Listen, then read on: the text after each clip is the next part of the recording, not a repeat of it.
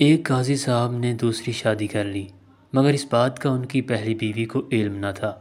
مسئلہ یہ تھا کہ پہلی بیگم خاندان سے تھی اور ان کی حمایت میں پورا خاندان نکل پڑتا تھا۔ بیگم آخر بیگم ہوتی ہے، اسے شک پڑ گیا کہ قاضی صاحب کے انداز اور تیور کچھ بدلے ہوئے ہیں۔ قاضی صاحب نے ہر ممکن یقین دلانے کی کوشش کی، مگر بیگم کے دل میں شک کا بال نہ نکلا۔ آخر ایک بار جب لڑائی عروج پر پہنچ گئی تو بیگم بولی، ابھی قرآن پر حلف اٹھائیں کہ آپ کی میرے علاوہ کوئی بیوی نہیں۔ اب قاضی صاحب بری طرح پھنس گئے۔ بیگم نے جب دیکھا کہ قاضی صاحب حلف نہیں اٹھا رہے تو ان کا شک یقین میں بدل گیا۔ قاضی صاحب موقع کی نزاکت دیکھتے ہوئے اسی وقت گھر سے باہر نکل گئے۔ بیگم نے رونا دھونا ڈالا۔ اسی دوران قاضی صاحب سے ملاقات کے لیے لوگ بھی گھر آئے، مگر چونکہ وہ گھر ہی نہیں تھے تو سب مایوس ہو کر چلے گئے۔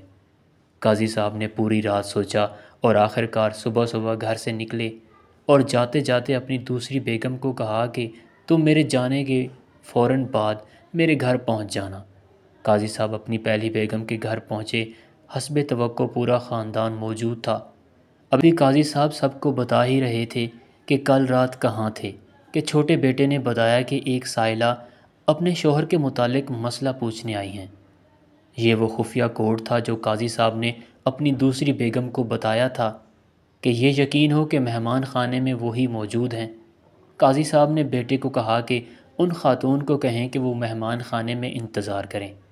اتنے میں پہلی بیگم نے پھر وہی حلف کا مطالبہ رکھ دیا کہ اگر ان کے دل میں چور نہیں تو کیوں نہیں قرآن کو بیچ میں لاتے۔ انہوں نے کہا کہ میں حلف ایک شرط پر لوں گا کہ آج کے بعد یہ موضوع پھر کبھی زیر بحث نہیں آئے گا۔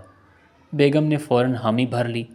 قاضی صاحب نے وضو کیا اور قرآن کریم ہاتھ میں لے کر بآواز بلند کہا، اس گھر سے باہر اگر میری کوئی بھی بیوی ہے تو اسے میری طرف سے 3 طلاق۔